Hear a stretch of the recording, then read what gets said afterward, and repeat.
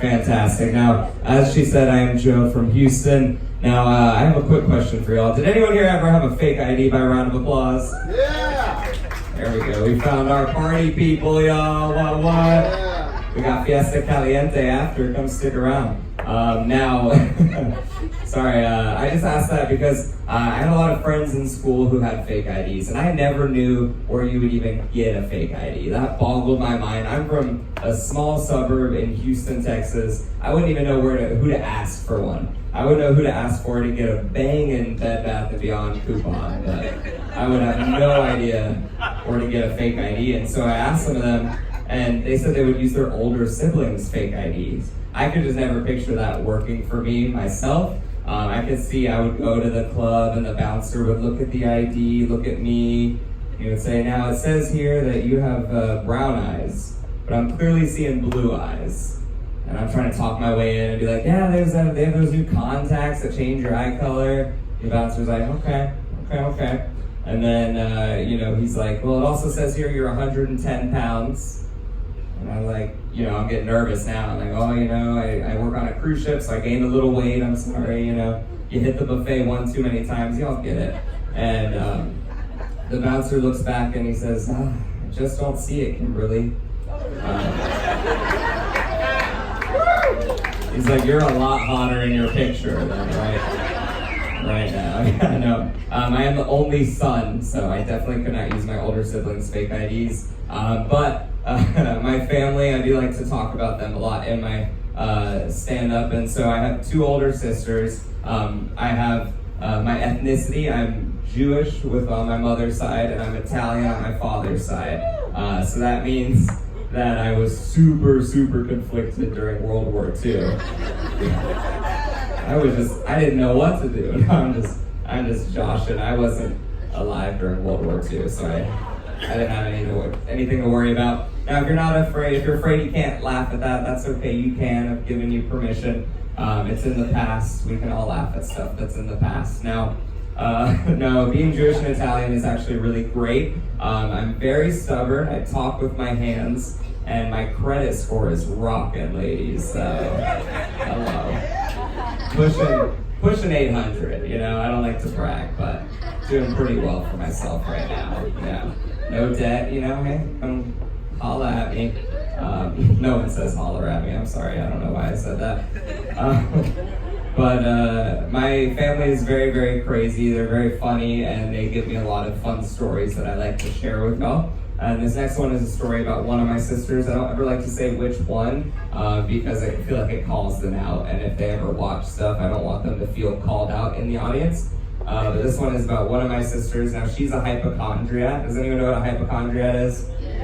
Yeah, so if you don't know, it's a very bad affliction that anything you read, you instantly can convince yourself you have that ailment. So it most commonly is found with like people who read the symptoms of the flu or something like that, and now they're like, oh no, I have the flu. And so my sister is very, very much like that, and this is a real fun story I love to say. She had really bad abominable pains. Abominable, that's not a snowman. She didn't have abominable snowman pains. No, she had really bad abdominal. That's the way to say that. Abdominal pains right over here. And so she... Nice. Thank you so much. Live theater happens. And so she typed in all her symptoms and she did a big research. She studied medical journals and everything. No, I'm just kidding. She did not do any of those things. She typed it into Google, WebMD popped up, and it said exactly what she had. Now, WebMD, if you've never looked it up, it gives anyone sitting on the couch a medical degree, so that's kind of cool. And so she looked it up, and she figured out what she had, and she was like, all right, I need to call a family meeting. So she called a family meeting. It's like a meeting of the small council. We all gathered around the dining room table. Y'all know the dining room table that you never actually eat at. It's more of an idea than it is a real functional table. It's like all set up nice all the time. And you look at it and you're like, that would be so nice one day for us to eat, sit down around the table, eat there, pretend like we're not all monsters and we love each other, that kind of thing.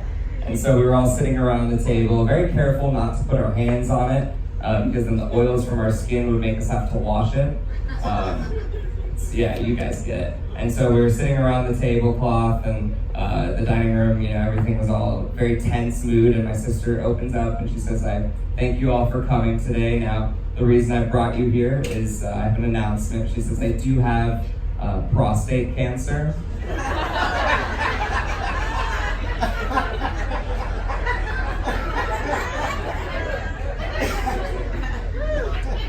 So we all kind of stopped for a second. My dad spit out the sweet tea he was drinking. My late mother was there. She's not dead, sorry. She just never shows up on time. She just walked up and was like, "Did something happen?" We're like, "Mom, we called you here 10 minutes ago." Anyway, so I had to explain to her. I said, "Kimberly," oh shoot, sorry, I wasn't supposed to say who it was. Oh boy. Well, cat's out of the bag now. So I said, "Kimberly, you don't have prostate cancer." She got super defensive and yelled out, "You don't know." She said, "I looked it up, and some women are born with prostates." And yeah, we said, "Yeah, maybe that's true, but not you. Like, we would know if you had a prostate because you'd have a mustache or something." Well, she did have a mustache because we're Italian, but that was...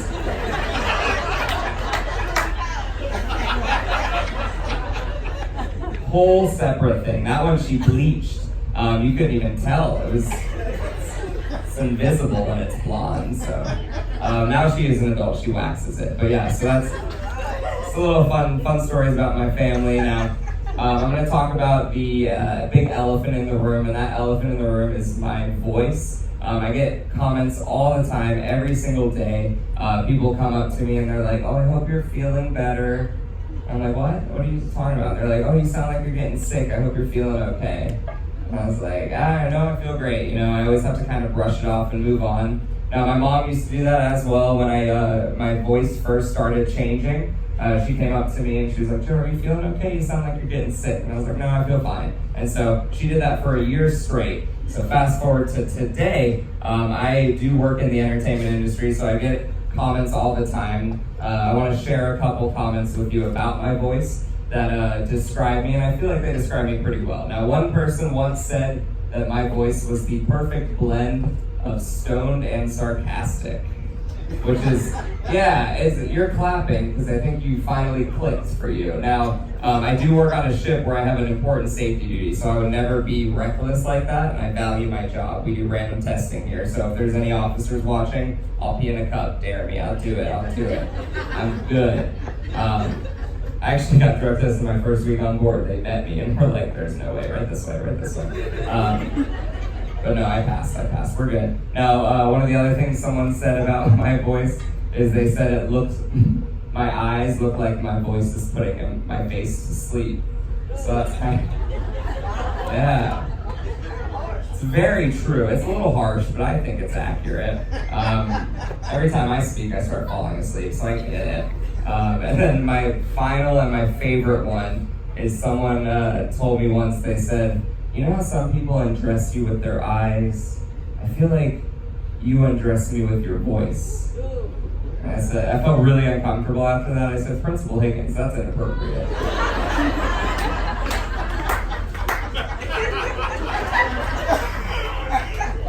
He sat down, it was normal. Principal Higgins was a man. It was a very large man. It was gross. Don't need that in my life. I bring this up, my voice, because I actually had a tonsillectomy 3 years ago. Has anyone in this room ever had a tonsillectomy? Yeah, they're absolutely horrible if you have. You can attest to it. They're very, very rough surgeries. I had it 3 years ago, so I was a fully grown adult, and that's the worst time to ever get it done. Now, I got my tonsillectomy, and a lot of people hear that, and they're like, "Oh, that's why you always sound like you're sick," because they took out something. They didn't mess with my voice box, they just messed with my tonsils. And so I tell them, no, that's not, nothing changed with me after I had my surgery. The only thing that actually did change, there's one thing that I can no longer do that I used to be able to do. Now, I used to be able to meow. You know that sound that you make that's like a cat? You know what I'm talking about? Alright, it sounds ridiculous because it is, but it's true. Now I'm gonna do it for you and you're gonna feel bad for me, but I'm gonna do it anyway. Can y'all give me like a baseline meow? That was oddly rehearsed. You guys practiced that before I came out, but I'm gonna give you my meow real quick, okay? Meow! It sounds like I'm intentionally doing that, but I promise you I'm doing exactly what y'all just did. And I know this because I used to be able to do it. And it's not like I woke up from the surgery and I was like, hey doc, can I still meow? I didn't find it out that way. What happened was much worse. It was 3 months later, and I saw a kitty cat that I wanted to talk to. You know how you do. And so I saw the little kitty cat. He was walking by, and I looked at him, and I said, meow! The cat jumped up, terrified, looked right at me, and I swear said, are you feeling okay? You sound like you're getting sick. And so, thank you. Yeah. So, that's just a little fun story. It's 95% true. Now, I do actually a little magic as well. I would love to perform a magic trick for y'all. Can I do that? Awesome, awesome. Now, this magic trick is extremely dangerous, and I do need absolute silence for this trick to work. It's very, very dangerous. Now, I'm going to attempt to do the impossible. I'm going to attempt to make this ping pong ball disappear right before your very eyes. All right, you ready? Yeah. Good. That one guy. You took that silence thing seriously, y'all. Good job. All right, on the count of 3. 1, 2, 3. Oh my God! He just made that ping pong ball disappear like magic. Now, I know what you're thinking. You're thinking, how does he do it? Well, a good magician never reveals his secret. And you're maybe asking yourself, you're saying, Joe, 1 ping pong ball? I mean, that's impressive. But you know what would be really impressive? And then you can make 2 ping pong balls disappear. Can he make 2 ping pong balls disappear? Well, let's find out. Ping pong ball number 2. I'm gonna attempt to make it disappear on the count of 3. Now this trick is very dangerous, and I do need absolute silence for the trick to work. On the count of 3. 1, 2, 3. Oh my God! Jesus, man! Not 1, but 2 hands! Like magic. Now, as you can see, I have nothing hidden up my sleeve. Now, many people, you're probably saying, Joe, that's important. But you know what will be really important? And look away. Can you make me No! No! And you know what you can do? It's like 2 hand balls real big. Now, it gets nasty. Your discretion is advised. On the count of 1.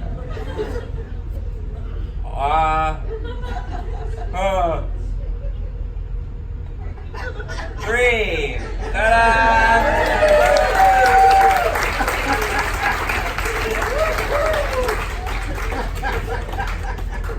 Thank you. A quick addition to that. Can you roll out the basketball?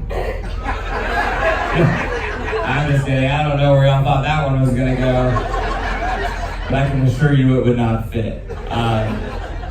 Now, one little postscript to that magic trick. The first time I ever performed it, I was doing it alone in my bathroom, and things were going very, very smoothly. This is when I found out that I could only do 2. I put the first one in, left cheek. Put the second one in, right cheek. Things went pretty smooth from there. Put the third one in. There's only one place for it to go. That's right in the middle. And I needed to speak to deliver my next line. And when you speak, you have to take a breath in. So I started choking instantly, like not even like like choking, like I couldn't get air, and I started to turn colors that you shouldn't turn, and so I had to do the Heimlich maneuver on myself in my bathroom. I was just over the vanity, like trying to get it all out. Ball popped out, and I just knew that would have been the worst way to die, alone in my bathroom, choking on my own balls. Thank you so much, ladies and gentlemen. Have a great night. Good job!